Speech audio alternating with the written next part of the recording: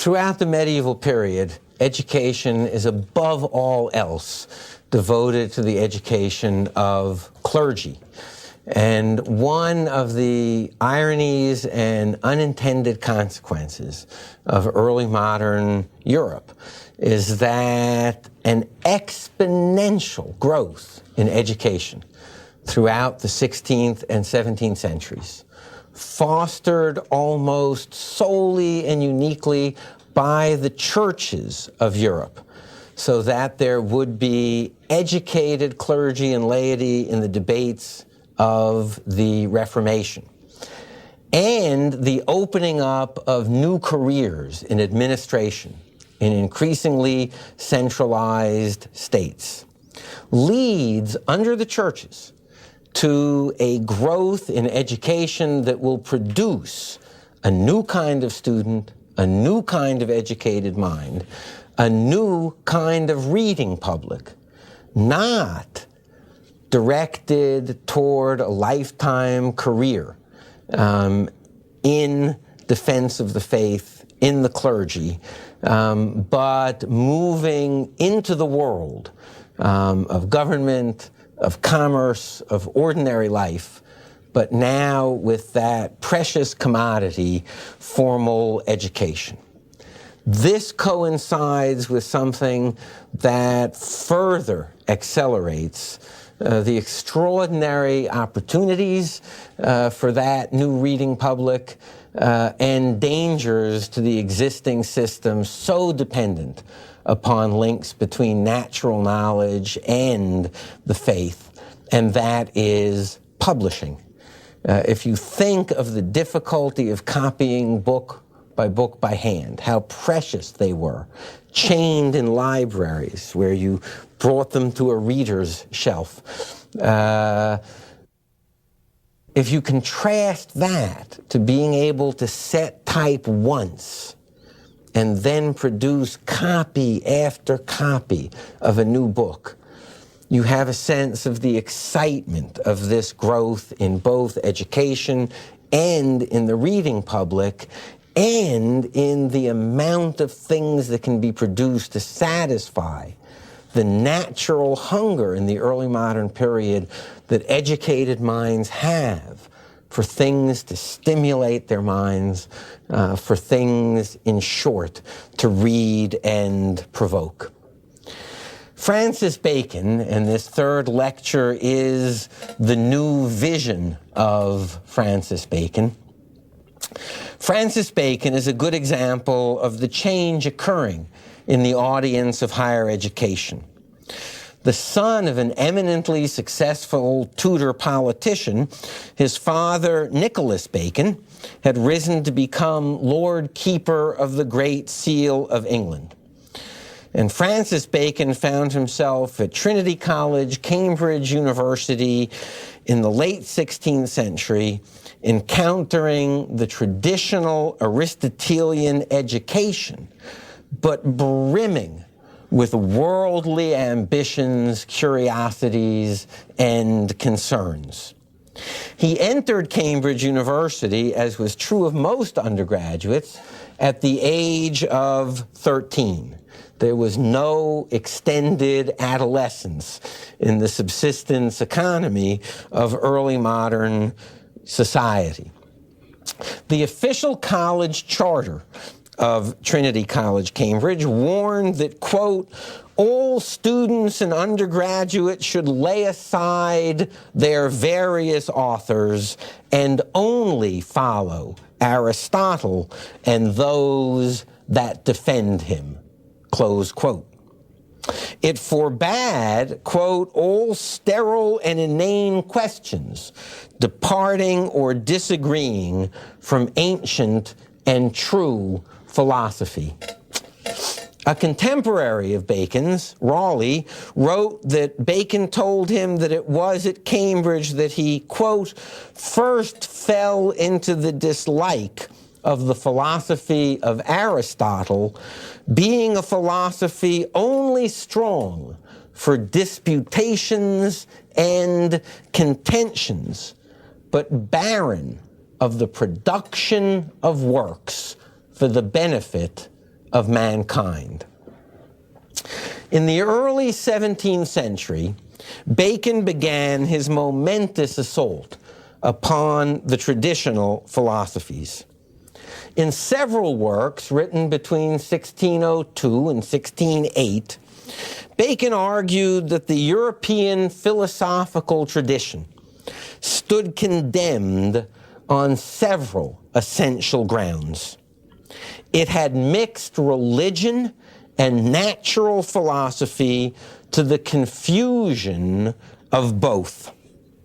It had substituted concern for words in the place of concern for things. Instead of learning from patient, humble observation of God's actual creation, European thinkers had devoted themselves to verbal and rhetorical tricks, skills designed only to win personal fame as a disputant. They masqueraded, Bacon wrote, a few commonplace observations, mostly untested, as genuine inquiry. And where we needed a philosophy, a knowledge of nature that could alter the human condition for our betterment, we had only sophistry and debating techniques. In a metaphor among many, Bacon adored metaphors, crucial to his thought, he called for a marriage of the human mind, quote, with things themselves in a chaste, holy, and legal wedlock, end quote. Instead of the unholy alliance of minds and words, human creations, we needed a marriage of minds and the things of God's creation. And that marriage should be chaste, by which Bacon meant without ornamentation and flights of fancy. It should be holy, by which Bacon meant with proper reverence and humility, and motivated by Christian charity. And it must be legal, by which he meant according to rules and proper method. For Bacon, European thought had become enslaved to the systems of 5 or 6 Greeks who had devised pretentious and overreaching systems of thought that were devoid of the fruits of charity. These systems, he wrote, had infected Europe's relationship with nature and had cast the shadows of empty theories and systems between humankind and the objects with which we lived. But how, Bacon had to ask himself, does one convince thinkers to reject a tradition of thought when their very criteria for accepting or rejecting systems of thought were based upon the very philosophy that you would have them reject? Aristotelian method was taught in a work that all students passed through and mastered in European schools and universities, a work called the organon, or instrument of knowledge. Bacon, in an age in which the noun innovator was almost always preceded by the adjective rash, a rash innovator. We had received those things that had stood the test of time. An innovator was almost always a reckless person. Bacon audaciously wrote a work that he entitled The New Organon. And he addressed the problem that he faced dramatically. Quote, "I cannot be called upon to abide by the sentence of a tribunal which is itself on trial." Since he wrote, quote, "My disagreement is upon first principles and upon the very notions and even forms of demonstration," close quote, he appealed not to philosophy itself, but to the consequences of thinking differently.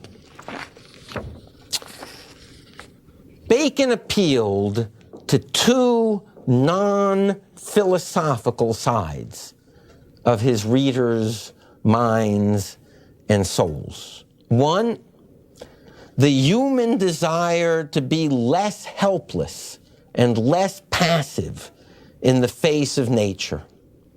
The end of knowledge, the goal of knowledge that Bacon proposed, was the expansion of human empire over the phenomena on which our suffering or well-being depended. If that were the goal of knowledge, then new kinds and methods of knowledge must be sought.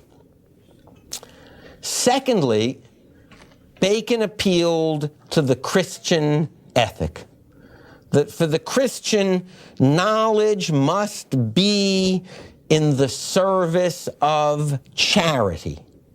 You shall know things by their fruits, and the fruits of knowledge must be those of charity, things useful to mankind, things that reduce our suffering, that enhance our well-being, service and ministering to one's fellow creatures. He wrote, quote, "There is no sign more certain and more noble than that of fruits. In religion, we are warned that faith be shown by works. It is altogether right," he continued, "to apply the same test to philosophy. If it be barren, then let it be set at naught." So there we are. Bacon in the early 17th century arguing, let all prior philosophy and knowledge, if it does not meet the tests of useful knowledge capable of ministering to the species, to be set at naught. Let us break with authority, and let us have a new beginning to human science or systematic knowledge. From this point on, Bacon set for himself a monumental task, which he did not live to complete, what he termed the Great Instauration, that is, the great new beginning. Its most essential work, and one of the most influential texts of the early modern world, was the new organon, the new method for acquiring useful knowledge. There are four great themes to Bacon's work. One, that knowledge is human power. Knowledge of rivers is not contemplation of their perfections, their place in the great chain of being. It is not in terms of scientific knowledge, the theological inferences that a theologian rightly might draw from rivers about the purposes and kindness of God. It is the ability to predict their behavior, to understand the causes of their behavior, to apply knowledge of causes and forces in ways that enhance the human condition and minimize human suffering. Bacon's second essential theme is the separation of natural philosophy, what we today would call science. Natural philosophy, in early modern meaning, is the study of the natural world by the natural human faculties. The separation of natural philosophy, science, from theology. Bacon wrote that one must give to faith those things that are faiths. But if the question is, what is the nature of God's creation? Then it is not human fancy that must be consulted. There is one place to learn the nature of God's creation, and that is the study of that nature itself. The third great theme of Bacon's work is the method of induction. Let me say a word about Bacon and method, and then turn to his teachings about induction. For Bacon, method lies at the heart of successful human knowledge. He constructs a wonderful metaphor. Genius, he says, is like speed. It's like being fleet of foot. Method is a path that takes you in the right direction, where you want to go. Plodding and moving slowly along the right route from one place to another, one gets there. Genius on the wrong path merely moves more impressively and dramatically away from truth, from what the object of human inquiry should be. Genius is so much less important than proper use of the human mind, proper method. And that proper method for Bacon is not deduction from authority, but induction from the particulars of nature. For Bacon, there is no other route to human knowledge. One must observe the particulars of the world and form tentative generalizations about those particulars. And then one must test those generalizations against nature itself. One must design tests that would show if one is right or wrong. And when one has generalizations, one wants to then make generalizations about one's sets of generalizations, moving to ever higher and higher levels of generality, always tested by experiment and always open to correction.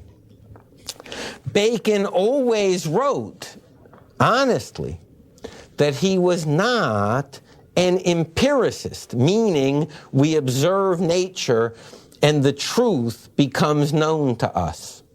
He said, I call for a marriage of the empirical and rational faculty. We form generalizations inductively from nature, but then the human mind must proceed rationally. If I am correct, what would happen in nature under the following circumstances? You devise the experimental test. The mind devises the experiment. Nature determines its outcome, and we learn from nature. But the method of induction is at the heart of Bacon's ferocious assault upon authority and deductive logic from received authority. And the fourth of Bacon's great themes is that human science, natural philosophy, is a dynamic, cooperative, and cumulative enterprise. We will always be learning from nature. We can have no static knowledge. We must always be seeking inductively new generalizations, new tests. It is a cooperative venture, for no single mind can embrace the whole of nature in a brilliant scheme. How impressed we are by systematic thinkers, but no human mind may inductively infer what is true about nature and test it. We are overly impressed by genius, inadequately impressed by the fruits of proper method, which means that science also is a cumulative enterprise. What we believe to be true in the 17th century will always be tested by new knowledge and new experiment found wanting, amended, corrected, added to. Bacon offers a metaphor of the ant, the spider, and the honeybee. I don't know if he's entomologically correct about insects, but it's a wonderful metaphor. The ant is the mere empiricist, simply piles up little bits of data about nature and leaves them there. The spider is the pure rationalist, the system builder, spins out the most exquisite webs. One is awestruck by the symmetry and beauty of the web, but the web has been spun from the stuff of his own insides, from the stuff of his own mind, not from the things of nature. Rather, he says, the goal of science is to be like the honeybee that takes from nature, combines it with what is best within, and produces something that is sweet and useful to mankind. For Bacon, the human mind was inherently prone to error, and it needed to be weighted down by induction and experiment. It needed to be weighted down by proper method. How we like to fly to the farthest possible conclusion on our first impression of something. But that was human arrogance, human vanity, humility, and an understanding of the difficulty of knowing nature led us to see that the mind needed to be weighted down. And again, he appealed to the religious side of his readers. Christians were strictly enjoined not to worship false idols in the place of the Creator. It was one of the worst human sins, idolatry. But for Bacon, we had substituted as objects of our awe not the actual creation by God open to our gaze, but what he termed the idols of the mind. Our own creatures that we substituted as idols for the things of God. There were four kinds of idols of the mind. There were idols of the tribe, that is to say, sources of error inherent in human nature, simply by virtue of being human, the fact that our minds flew too quickly to order and generality, that we were self-interested, unlike those of us hearing these lectures, that most people tended to believe theories that either were useful to them personally, or to which their names already were attached. Bacon saw to the heart of one of the central sources of human error. We were affected by sudden experience, not patient observation. Our senses were deceptive. We were affected by emotion in our intellectual judgments. Then there were idols of the cave, the idols of the individual human being, our own peculiar, particular biases and predispositions arising from physiological, psychological, and educational differences. Hence the need for collective effort, the need to test each other's work, to verify and attempt to confirm each other's work. Then there were the idols of the marketplace, the currency with which we dealt in knowledge, the ambiguity and equivocation of our words. For Bacon, we use in natural philosophy and science words that have multiple meanings. Ambiguous abstractions precede and control our observations. Instead, words should be devised to apply precisely to rigorous and methodical observation. And finally, there were the idols of the theater. Our entire received philosophical tradition. Above all, Aristotle, but indeed the whole notion of authority.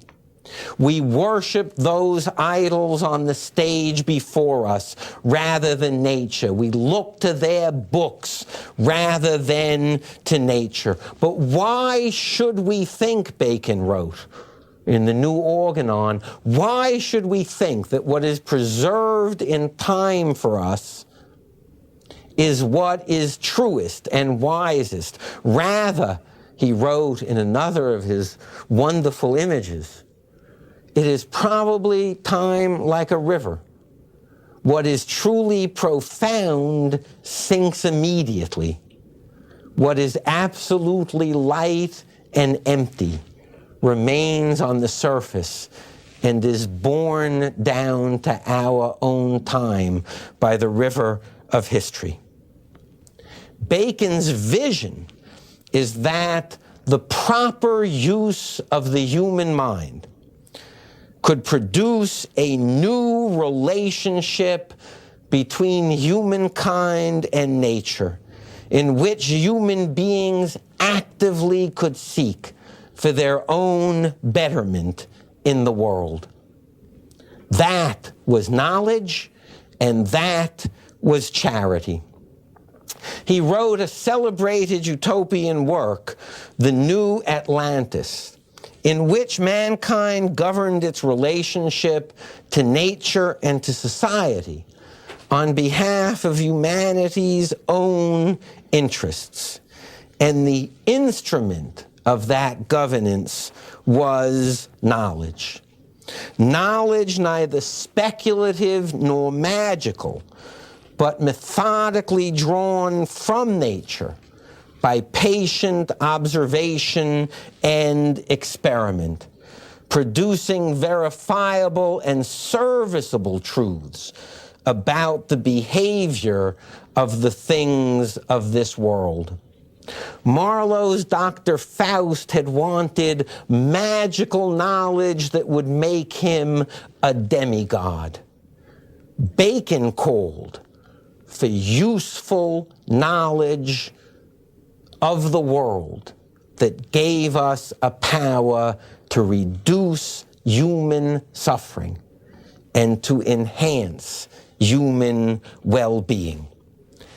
At the center of the New Atlantis stood an institution called the House of Solomon, where the natural philosophers lived and worked, on which was written its goal, quote, "The end of our foundation, the goal of our foundation, is the knowledge of causes and secret notions of things, and the enlarging of the bounds of human empire to the effecting of all things possible.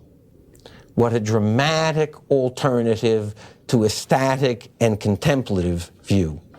And as the century progressed, it was a vision that would gain and gain disciples. Thank you very much.